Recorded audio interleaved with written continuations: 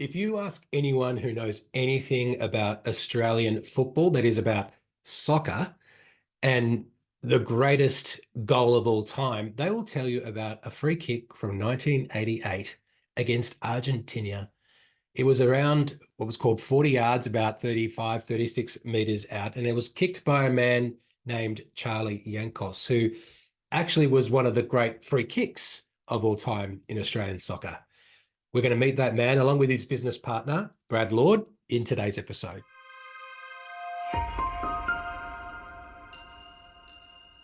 Hello and welcome to episode 180 of Commercial Real Estate Leadership. I'm your host, Darren Krakowiak, and I'm really excited to be able to bring you another interview today. If you're a commercial real estate leader who wants to get your business growing faster, and especially if you're one with a business partner, I'm sure that what we're going to be talking about today will resonate with you, because I've got two fantastic commercial real estate principals from RWC, Ray White Commercial, Greater Sydney South. It is Brad and Charlie. We'll be meeting them in just a moment. And I really do love working with business partners. It's great to see the dynamic of two people who have two different skill sets, complementary skill sets, but also a common value and purpose coming together and to build something great. That's exactly what Charlie and Brad are doing. If, as a result of today's interview, you'd like to talk to me about how it is that we can help you to grow your business, I want you to find us on Instagram. So go to Instagram at CRE Success and just send me a DM. The word grow is all you need to do. If you send me that word grow in a DM on Instagram, I'll know that you would like to have a conversation about your business. With that being said, let's get right into today's interview. Brad Lord and Charlie Yankos, welcome to Commercial Real Estate Leadership. Thank you. Thanks for having us. Cheers. Really appreciate you guys being here. And there's something unique about your relationship which people might not be aware of from the look of you or the name, and that is that Brad's mum is married to Charlie, correct? Correct, yep. Okay, so I don't know how long that marriage has been going on. So I guess my first question is, did you follow Charlie into commercial real estate, Brad, or is that just a coincidence? I suppose technically, because I was like 14. Something like that. 12, I think. 12. So I suppose technically you could argue that, but mate, I always wanted to do something that involved, and mate, I followed that after sort of finishing playing rugby league, that I wouldn't have a career which I dealt with people, and there was a career night that came up in Engadine for another brand at the time, and I went along and went, okay, well, if I can't play rugby league, then that's what I'm going to do. So went straight into real estate from there, not in commercial, but was in real estate. And I suppose at 17 years of age, mate, you don't really understand what your parents do too well. You don't really have that deep understanding, but yeah, I don't know. No, I don't think I followed you into it, but very happy with where I've landed anyway. Yeah, so, well, in saying that also, his mother did go to that same night, and she moved from being a sales rep, doing other things, merchandising and so on, into real estate. So she getting into the real estate game, and she did it for a long, long time in the residential side. Fortunately, it wasn't in the same area that I was, so we never clashed. But it was always good that, she was very successful in her career, and that certainly assisted in the whole way the family sort of evolved and got involved into the real estate game. Fantastic. So I'm sure, Brad, you forged your own path, but I was just curious whether Charlie was on the scene yet when you did get into real estate. So fast forward, obviously, many years, and now you're business partners. How did that happen? Like, who initiated the conversation? Why did you decide to get into business together? Look, there was a conversation you and I had, Darren, where you sort of said the cream rises to the top, right? So I think there's always something within an individual from time to time that says, you know what, not just being an employee or having profit share, it's just not enough. There's a lot of hours, obviously, that gets put in, and sure, it can be rewarding, but there's also the stuff that people don't see, but below sort of the tip of the iceberg. So we actually crossed paths and worked together previously, with a different role with the White family in their sort of investment and advisory arm. That was sort of post GFC, when I was made redundant from one of the major sort of brands, and it was the first time really that we worked together, outside of family barbecues and just talking general real estate. And I suppose through a couple of years of that, in working together, it was sort of like, you came together, and then we sold a number of assets, and I was sort of headhunted to go elsewhere and moved on. I think both of us were just traveling a long way and a lot of time. Obviously, both residents in the Sutherland Shire. I was driving to Parramatta sort of every day, which could be an hour, it could be 2 hours, depending on what happened. And Charlie was doing a lot of travel interstate, with his respective role, and we sort of always just kept coming back to we just need to be closer to home. You jumped before I did. Yeah, certainly did. Obviously working with the Railway family and Dan very closely, it was one of those opportunities at the time to move to, do what I really wanted to do, probably, 15 years earlier. And, at that time, the opportunity was here to do something in the Greater Sydney South area. So, working closely with the family and in the New South Wales team, we sort of branched at the time and set up the office here. And then Brad came on board not long after that to partner up. And, as I said, it's been moving well, and it's really good because we're nice and close to the family and close to, where our environment and our space that we feel comfortable with. And, it's given us a better opportunity, I suppose, to be focused in the market and also to be close to where we work. And there's not a lot of waste of time in our lives. Our lives go very quick. We work really hard, and all of a sudden, time goes, and we know that happens. And it's so important that we have a good balance of our, workplace and our life and our family environments. And this is an opportunity that, was too good to refuse. And that's why we ended up doing it. I guess you obviously knew each other extremely well before you got into business together. And I'm curious about, how is it that you keep challenging each other to bring out the best in yourselves and the best in each other? Yeah. Look, I guess the benefit that we do have is the different generations, right? So obviously me being younger, more aspirational. Not much younger, by the way. Not much younger. Push, that's something that I think still keeps the youthfulness on the generation side. But you sort of go back a couple of years, and we had some challenging environments externally, and the more mature side helps to provide the steadiness to someone who's like, oh, it's not working.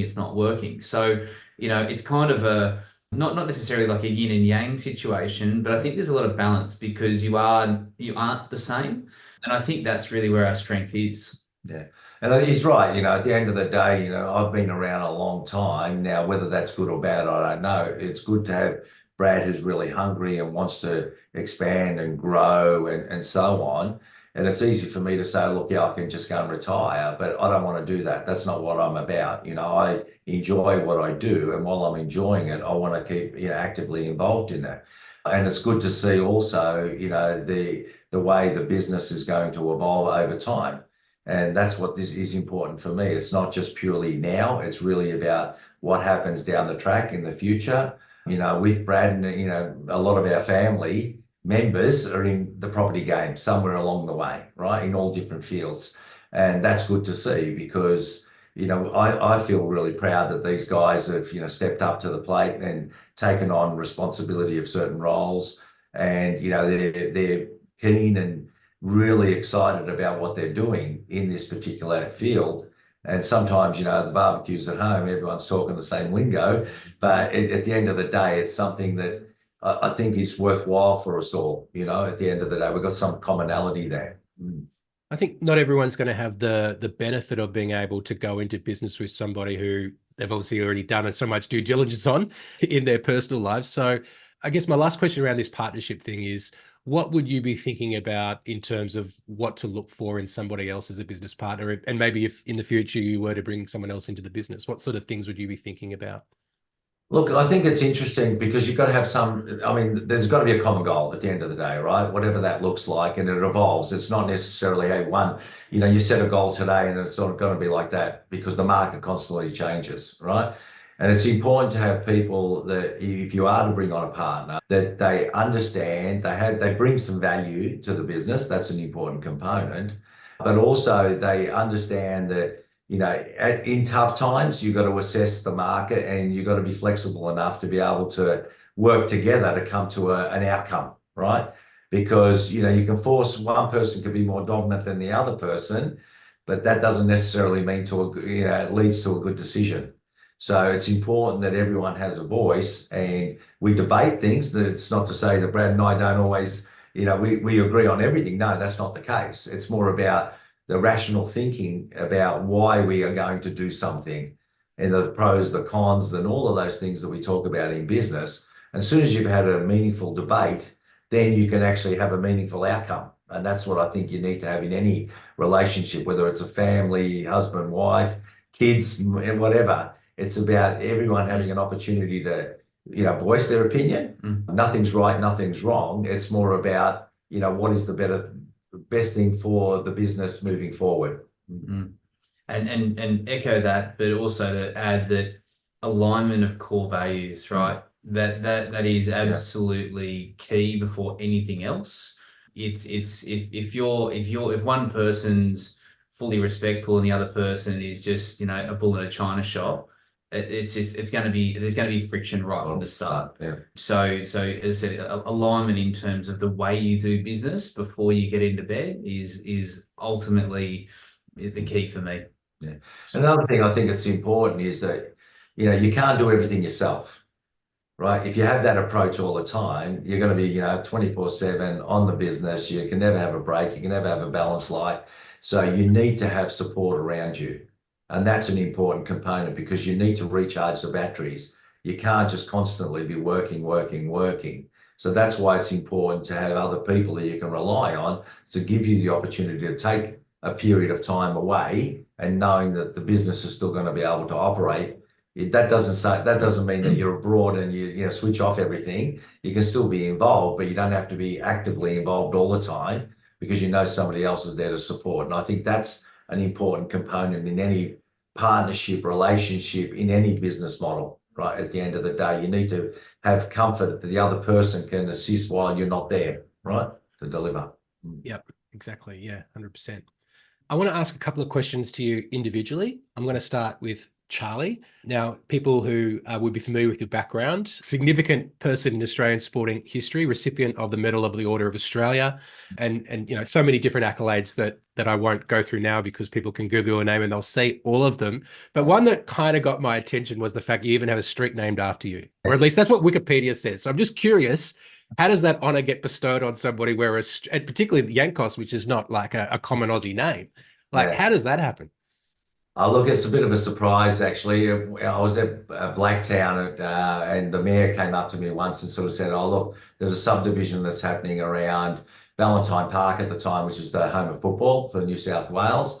And, Charlie Valentine had a whole lot of land in it, and they were, subdividing it. And then they were going to name some streets after some Socceroos, or former Socceroos. And would I be interested?" And I said, "Oh, okay, if you want to do that." And I never thought much of it. And about 3 or 4 years later, all of a sudden there's a name up there. It's my street name, right? So that's how it happened, because it's part of the area where, the home of football is for New South Wales, right? I just wish they would give me a couple of blocks of land. That would have been better rather than the sign, right? Because it's probably worth a fortune now. So, yeah. Well, as far as I can tell, you don't trade off your name, which I think is very honourable, because you represented Australia at the Olympics, former captain of the Socceroos. But I am, I guess, curious to know around what it is that you've been able to draw from your experience in leadership, in particular, leading that team, and what you've taken into your business career and developed further in commercial real estate. Well, the number of things that I sort of looked at, and I think this just sort of evolves. It's not something that I sort of premeditated and this is what's going to happen, right? Because when I was playing football, it was more about enjoyment. I enjoyed it, right? And a lot of things happened. But one of the key factors is that nothing ever came easy, right? So if there's this thing about, you can go there and you can be successful by doing this only, then that's the wrong thing. And same thing in business. At the end of the day, you have to work more. You have to work harder. You have to be better than somebody else who's going to compete with you for the same role. So as we know, in football, 11 players, right? And there's a massive pyramid of people that want to get to that top. So as soon as you're there, the hardest thing is to stay there. So you have to be better constantly, right? And more and consistent more constantly than somebody else who wants the role from you. So I look at that, the same thing in business and taking that on board and saying, well, okay, you have to work, hard, but you have to work also smart in what you do. And to me, what it is, there's nothing easy. So if there was a simple tablet that I could take to make me fit, I would have taken it at the time, right? There's no such thing, right? At the end of the day. Likewise in our business. So for me, it's about, when you have an environment or a situation, what I found in sport is that you have to assess the situation at that time and you have to make decisions, right? At that time. In a game, you might have the best game plan, but when you go out there, you've got an opponent, right? So the circumstances and things change. Same in business. You have a marketing campaign, you put your property up for sale, all of a sudden you think everything's going well, and then the market changes. So you have to think and you have to adapt to that situation to try to get the outcome. You can't just rely on somebody else to do it for you. And I think that's the thing that I took from my sport into this game. Yeah, I think it was the great philosopher Mike Tyson who said that everyone has a plan until you get punched in the face. That's right. Exactly right. Yeah. Brad, I want to ask you about your background and your successful switch from asset management and property management into sales and leasing, because I deal with a lot of people who are working in property management and they want to make that change. They want to move across to sales and leasing, but they may be lacking the confidence, or maybe they just don't know how to go about making that change. So what can you, I guess, share with people who may be struggling to take the plunge? How is that, I guess, background in asset management, property management actually been an advantage for you in sales and leasing in the marketplace? So I think, look, I suppose the benefit of asset management or property management is you're paid a higher salary to do the job, right? If you're in sales, it's a lower base salary with the potential to make a lot more money than potentially what you could do. So there's always this kind of, what is it? So, for me, I had my lifestyle really pinned to what my income was, and that's probably no different from the majority of people, right? So look, I was fortunate enough sort of over my, career that I managed to come back to the Ray White Group with quite a good business leader who was open to changing the norm, right? So I couldn't have had a structure like I had with him at one of the major agencies. It just wasn't something that could happen. I tried to do it and there was like this kind of referral thing, but I never benefited individually by referring things to the sales team, the leasing guys, investment guys, like whoever it was. And so it was really, I suppose, the way that the Ray White Group is set up, where obviously it is a franchise business, but they really elevate their leaders to be, entrepreneurs with that backing. And I think, the guidance of that has been great. So really I was able to change a bit of a structure. So I still got paid a base, but I also was paid a percentage of commission for all the deals that I was doing. So it initially started off as more like a BDM sort of style, where I get a percentage of the management fee for bringing on new managements. But then I sort of went, well, there was a gap in what the direction the business was going in at the time. Residential development site sales were like at, breakneck speed heading in that direction. And that's obviously where the money was. So I don't sort of see that was a something they should have changed from, because that's what the flavor of the month was, where I'm looking at it going, okay, asset management, I need investors. I need people buying buildings for investment purposes so that I can then manage them. So through a process of that, I ended up starting to do some of those. I'd find existing clients that go and buy assets and we'd actually broker the deal. So it kind of like a slow transition into what it was. You sort of go back to the relationship and the partnership here is, look, I had a situation where I went, okay, if I can build up enough cash behind me that will allow me to survive for 6 months and it doesn't work, at least I've had a crack. Like at least I won't, get to 40 and go, I'm now I'm sort of, it's too late for me to try something. It was a case of I had to build up enough cash behind me to take the plunge and take the step. And I thought, if it doesn't work, I'll be able to walk back into another major agency because I've got the experience and the credentials. I can just go back into being a staff member and employee somewhere at an elevated salary back in that space. It doesn't mean to say that the confidence grows overnight. It's a very different role. I mean, there's conversations you have, and it's like, you got the pistols in the air going up, I can do no wrong, I'm untouchable. A bit like when you score a goal, big country. But, there are also times when you have bad phone call after bad phone call after I'm withdrawing my offer after those sorts of things. So it's emotionally, it's harder on the sales side, but the reward's obviously there as well. So as I said, we're 6 years now since taking that plunge. So a little bit more than the 6 months that I set myself for. Yeah. So that's kind of how the transition worked for me. It sounds a little bit about, being in the right situation in terms of the leader, the business that you're in, but also just having a think about, well, what's the worst that could happen? Right. Yeah. And the worst that could happen is that you go back to your old job, but you're going to have a crack and you give yourself that buffer and you back yourself. So I think there's some really practical ways to look at it there. And look, we do that with our advice with our clients as well, right? So in any transaction, it's cap your downside, right? So if you cap your downside, what's the worst that can happen? If you can live with that, what's the worst that can happen? Well, it's just that. And if you can live with it, then why not proceed? But the other thing I think also is that if you have the can-do attitude, at the end of the day, you're going to be successful. You're going to be, as long as you know what you want to do, and you've got to put the hard work in there, and you got to set that approach up, and you've got to go for it, and you've got to believe in yourself. And I think the beauty about running your own business is that you can only blame one person or two people, yourself, right? No ifs or buts. And same when I was playing football, at the end of the day, you're taking on the responsibility of whether you're taking a free kick or you're taking a penalty. Right. At the end of the day, if you believe you're going to fail, you're going to fail. It's as simple as that. It's as much in the mind as it is anywhere else. And if you believe in anything that you do that you're going to succeed, you will succeed. Right. And it depends on what level you want to get to. That's going to determine how hard you're going to go for it or whatever. But I think that's what is good about running your own business. That's what I found. And I've worked for a lot of the big institutional owners. Right. But the best thing I ever did, as I believe, is working for myself. Because I control the outcomes, right? The harder I work, the more I make, right? That's the reality to it at the end of the day. Yeah, I think just as you were speaking there, Charlie, I was thinking of the word responsibility, and you took the word right out of my mouth, and that's what it is.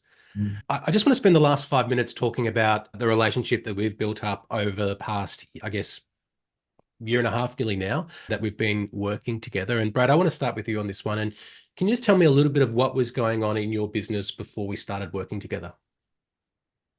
Look, day to day, week to week, month to month, it's sort of you're working in the business, not on the business.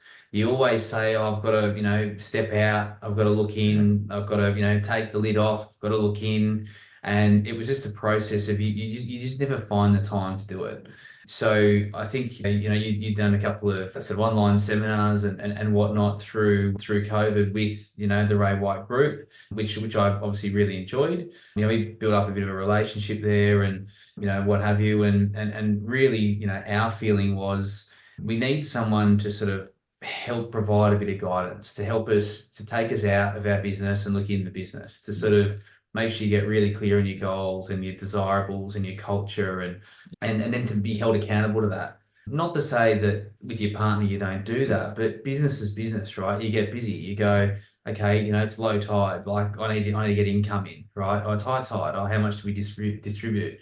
It's easy to just get caught up in that. And the benefit that we've had in working with you for the 18 months is looking at all those little areas of the business and getting really clear on what it is that we stand for, what it is that we get out of bed for, and to be held accountable to those, on a consistent basis. So that's been, the major benefit, for us in working with you the last sort of 18 months. Yeah. So I'll extend it a little bit. And if I put my soccer or football analogy into it, right, as a player, most players at a certain level, at the top level, can play, right? So there's not anything there that you can say they can't achieve. They know how to kick, they know how to header, they know how to run, they know how to do all of that stuff, right?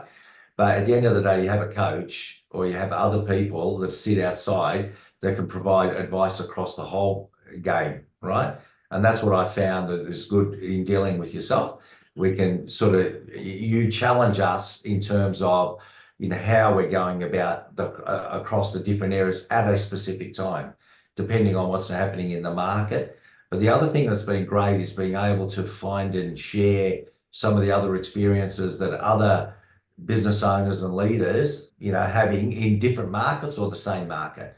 And we don't necessarily do that. We can turn around and say, yeah, we can pick up a phone and call someone, but it's not necessarily the same. So it's great that we're able to sit with you or sit with the other business leaders and have dialogue and share experiences in a very, comprehensive way. And I think that's what's been really great for me. Yeah, awesome.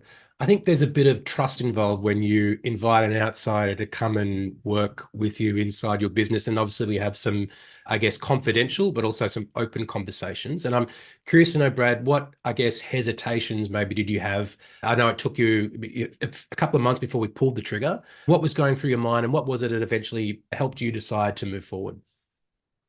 Look, again, when you run your own business, again, it's a case of, I said before, you got high tide and low tide, right? I refer to cash flow that way. You sometimes, you've got plenty of money there, sometimes you don't have plenty of money there, right? It's just the nature of a sales business. Look, the apprehension was more around, ensuring there was enough cash flow to maintain, the relationship. It was really, is there value in it, right? So anything you put your money into, you want to get a return out of. You put people on, you want to get the best out of those people. So it's more about, having that attention to, I'm putting my money into something and I'm working hard for, I want to be able to get something out of it. Yeah. But it was also, it's not an arrogant thing, but you sort of just go, well, you know how to play the game, to take your comments before, right? It's like you know what you're doing, and it's more about just sharpening that, right? It's more about just sometimes you go, oh geez, I feel like the market's changed a little bit at the moment. Inquiry's kind of changing, and then it's reassuring that it's not just us, but when you say, yeah, some of my other clients are actually saying the same thing, So there was hesitation. But there wasn't, I don't know why there was, the hesitation. Like, why didn't you do something? It's like, I don't need to go to the gym, but I'll go tomorrow. Yeah. You sort of put it off because it's not something that comes natural, right? It's something that's a little bit hard. It's going to hurt a little bit. You're going to have to reflect. In some cases, Darren, it's a bit like looking at yourself in the mirror in the morning, right? So, you clearly do your hair every day, but really it comes down to like, how often do you really look at that person that's staring back at you in the mirror, right? It's uncomfortable when you start doing it at first, right? But over time, if you start to, actually be nice to that person, it's a lot easier, right? So anyway, there's a couple of things in that. That's something that I definitely worked on, and I say that to my kids all the time. The difference is that I actually like the person that stares back at me in the mirror. And that's it's a core thing. It's a comfort thing, right? So it's uncomfortable at first, like it was potentially reaching out and starting our relationship. But now we're married. It's like, okay, yeah, this is better than I thought. I know commercial real estate agents are good on their feet, so I'm going to ask you a question without notice and see if you can see how quickly you can come up with the answer. What's the word that comes to mind to describe the process of us working together? What's the first word that comes to mind? Both of them. Clarity. Clarity? Yeah. Right? Consistency. Consistency. All right, awesome. Last question, because we've been talking for a while and I know you've got to get back and start doing more deals. Do you have any advice for commercial real estate principals like yourself who might be thinking about doing this work? Not necessarily with me, but just doing the work of investing in themselves. Yeah, look, I think it's important that you do that, and you've got to do it progressively as well. There's certain levels. So, when you're doing your training of any form, you've got to train within the limits of your capability at that point in time. Don't try to learn everything way up here when you haven't got the skill set to do that. So for me, if you're going to do it, you got to learn, and you got to learn and have a good base foundation of what you want to achieve. So if you want to become a salesperson, make sure you understand the fundamentals of selling before you start getting into real in-depth training, if you in advice and things like that. So that's what's important for me. Yeah, Brad? Yeah, for me, the advice would be, and look, we're in an industry which, look, there's no doubt about it. You have to have, some ego. There's far less, I think, in commercial than there is in residential. But I think it's really a case of humbling yourself to be receptive of either criticism, suggestions for change. That would be my, you know, my two big things there. So, and as I said, you know, we've obviously been an open book with you, which is, you know, which has been great. But the more you give, the more you get. Really good answers. So Charlie saying, really think about where you are on the journey, and Brad sort of saying you might not be as good as you think you are, if I boil it down. Yeah. Charlie, Brad, really fantastic to have you on the show, and I really am grateful and appreciative of you being clients. So thank you for giving me your trust, and it's been wonderful getting to know you. I'm going to see you in person again next week, which I'm looking forward to. But for now, I want to say thank you very much for joining me on Commercial Real Estate Leadership. Pleasure. Thanks so Darren. much. Cheers.